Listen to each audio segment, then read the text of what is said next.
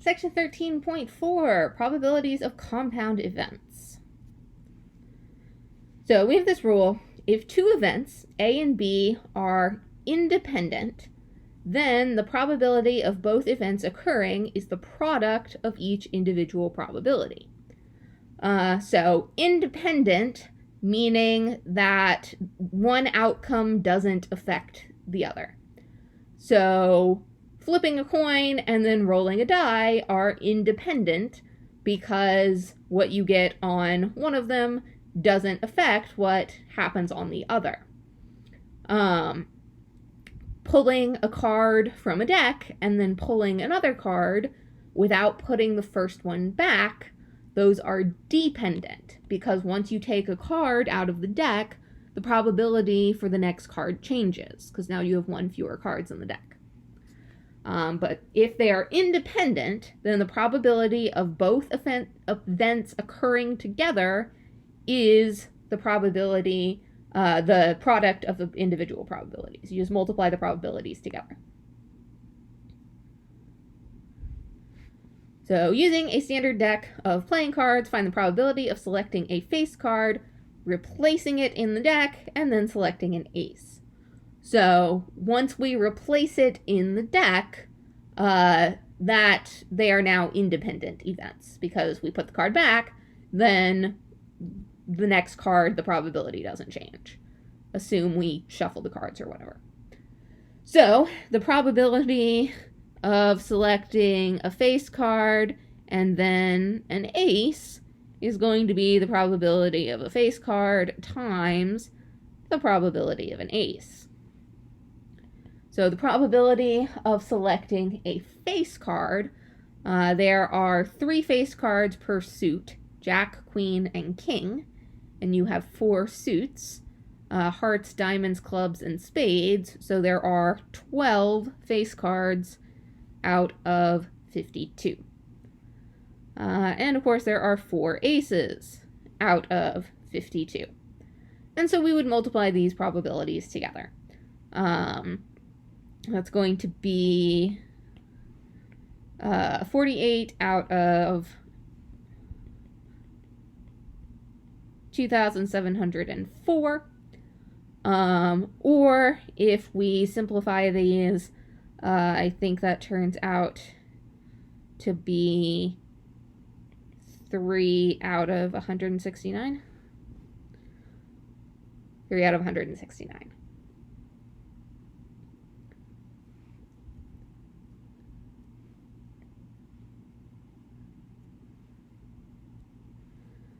Statistics collected in a particular coal mining region show the probability that a miner will develop black lung disease is 5/11.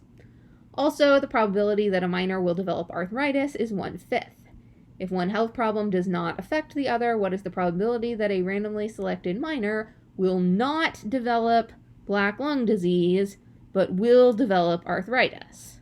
So the probability of not black lung disease and arthritis is going to be the probability of not getting black lung disease times the probability of getting arthritis.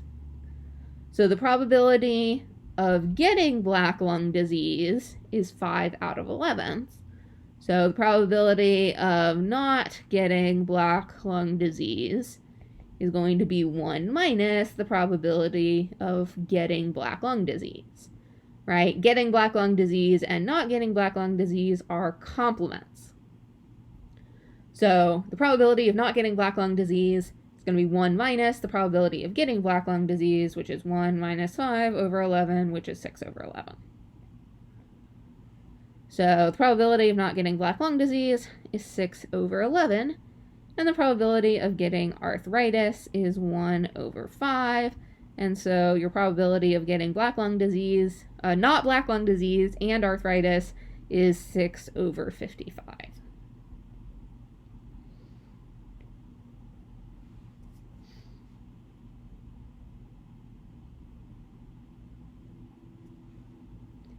If two events A and B are dependent, right, so the outcome of one affects the other, Then the probability of both events occurring is the product of each individual probability.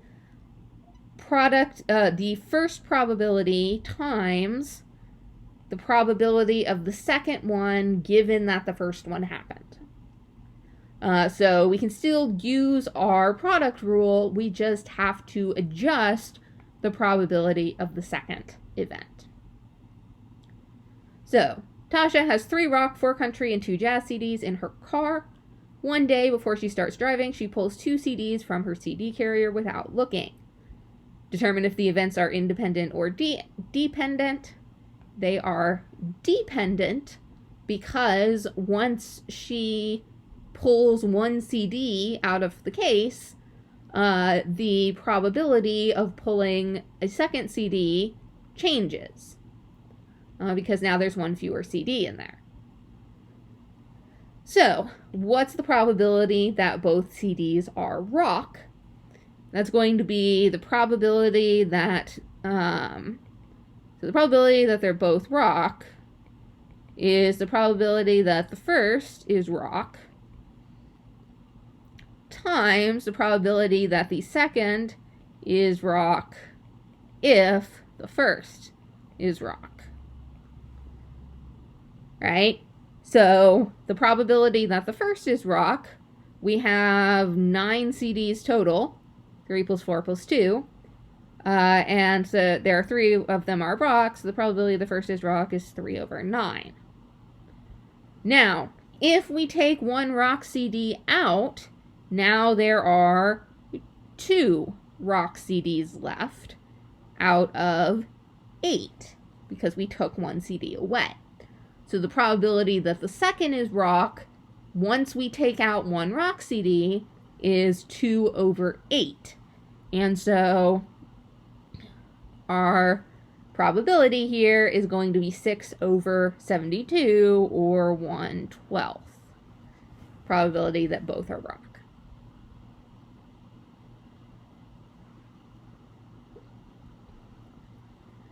There are times when 2 events cannot happen at the same time. For example, when tossing a die, what's the probability of tossing a 2 or a 5?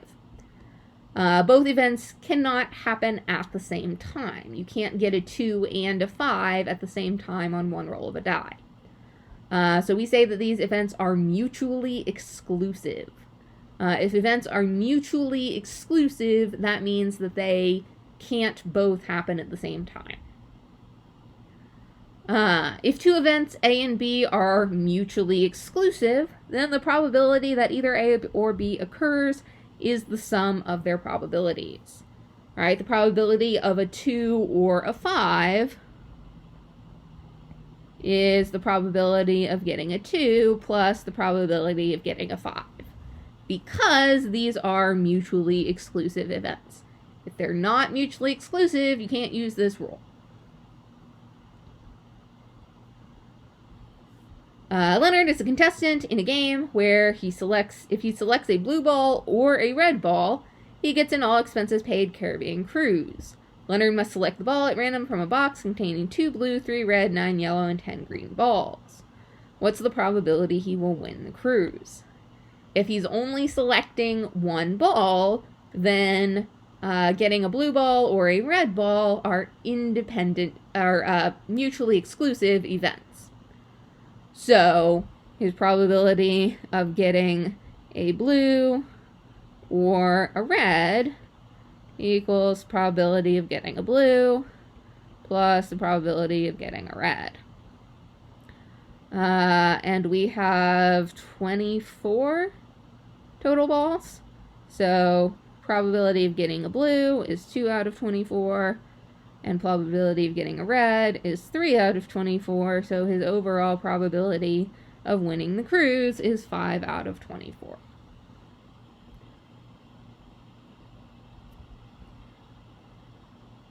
What's the probability of rolling 2 number cubes in which the first number cube shows a 2, or the sum of the number cubes is 6 or 7?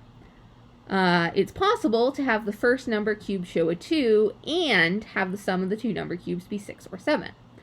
Therefore, these events are not mutually exclusive. They are inclusive events. inclusive, meaning they can both happen at the same time. So in this case, we have to adjust our formula. So if two events A and B are inclusive, then the probability that either A or B occurs is the sum of their probabilities minus the probability of both. And you'll notice this is actually not a different formula, because it's still got the A probability of A plus probability of B minus this probability of A and B. But for mutually exclusive events, this probability would be 0, because exclusive means they can't both happen at the same time. So for mutually exclusive events, you could use the same formula. It's just that your probability of A and B is going to be, by definition, 0, and so you just have this part. But if they're inclusive events, then they can both happen at the same time. And so you have to subtract the probability of them both happening. And so just as an example, the probability, let's say, the probability that taking a standard deck of 52 cards, probability of getting a face card or a heart, right? By our formula, right? It should be the probability of getting a face card plus the probability of getting a heart. And so there are 12 out of 52 face cards, and there are 13 out of 52 hearts. But what's the problem here? The problem is that face cards and hearts are not mutually exclusive. They are inclusive. You can have cards that are both a face card and a heart. You have the Jack of Hearts, the Queen of Hearts, and the King of Hearts. So those three cards, the Jack, the Queen, and the King of Hearts, are counted here in our face cards, but they're also counted here in our hearts. We counted them twice. And so in order to correct this, we have to subtract the ones that are both. So we're going to subtract the ones that are face cards and hearts, because those got counted with the face cards and the hearts. We counted them twice, so we subtract them once, and then we only count them once. And that ends up being 22 over 52, or 11 over 26, if we reduce that fraction. So you subtract the overlap because the overlap gets counted for A and B. We counted it twice, so we have to subtract it so that it only gets counted once. Carrie has read the probability for a driver's license applicant to pass the road test the first time is 5/6. He has also read the probability of passing the written examination on the first attempt is 9/10. The probability of passing both the road and the written examinations on the first attempt is 4/5. Determine if the events are mutually exclusive or inclusive. They are inclusive because it is possible to pass both on the first attempt, and we have a probability for it. So they are inclusive.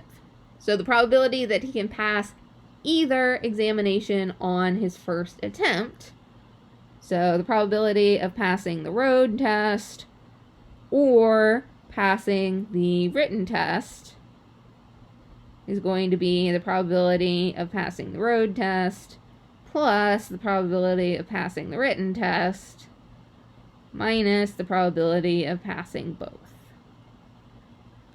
So passing the road test on the first time is 5/6. Probability of passing the written test is 9/10. Notice if we add 5/6 plus 9/10, we're going to get something greater than 1. And our probability can never be greater than 1. So that should immediately tell us that something is wrong here. And so we need to subtract the probability of passing both, which is going to be 4/5. And so our common denominator of 6, 10, and 5 is 30. So multiply this by 5 over 5, and this by 3 over 3, and this by 6 over 6. And we get 25 plus 27 minus 24 over 30, which is going to be 28 over 30, or 14 over 15. And it's going to be his probability of passing both, or passing either on the first attempt.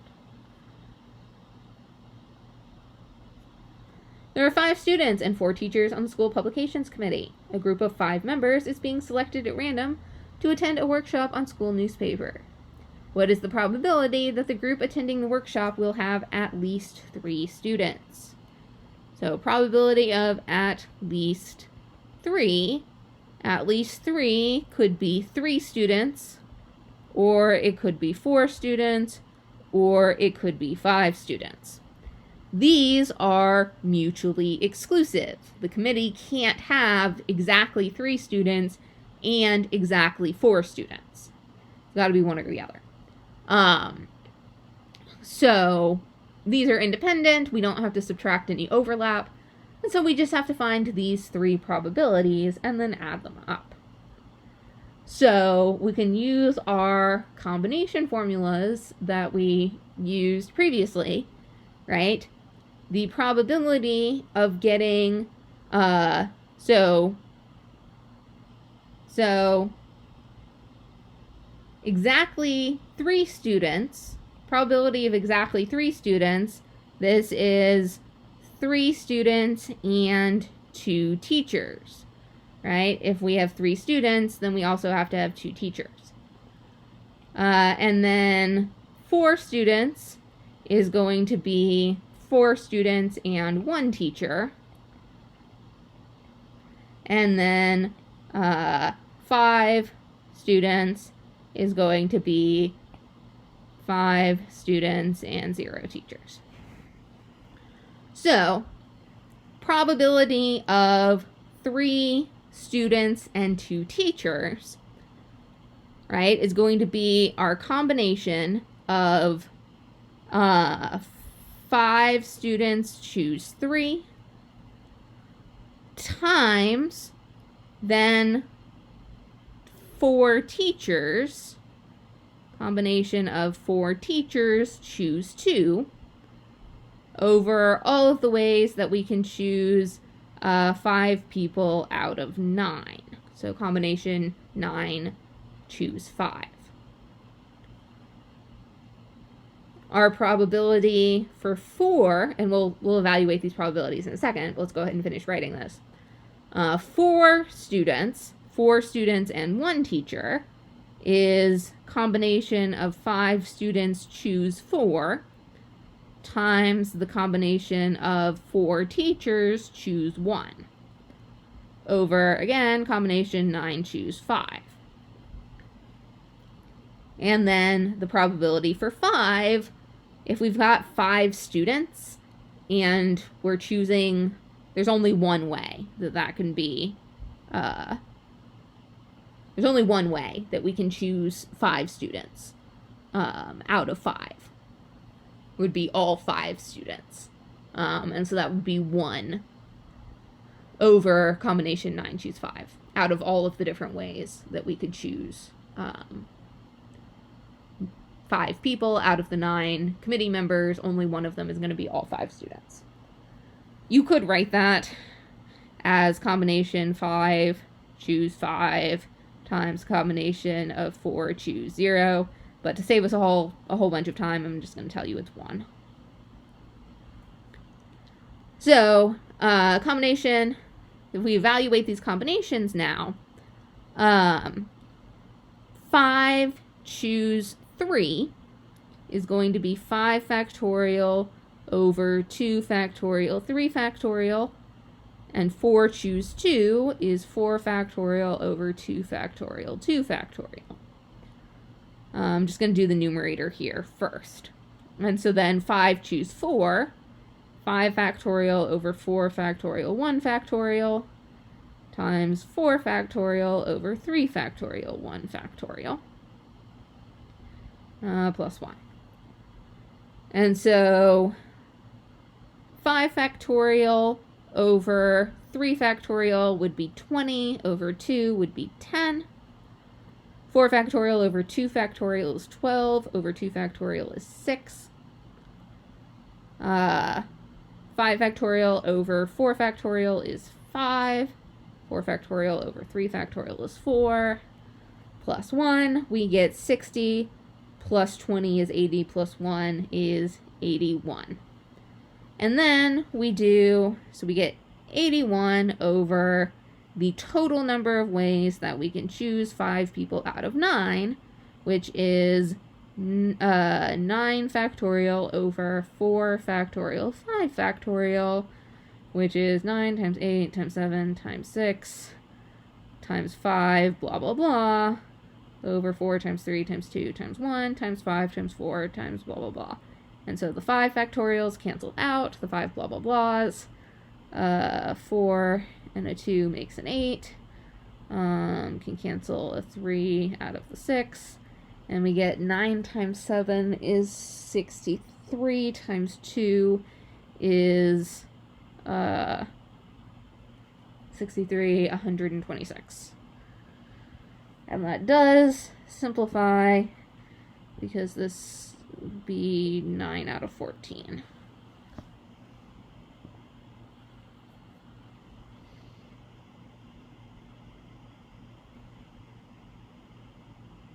And that's it for section 13.4. Tune in next time for 13.5.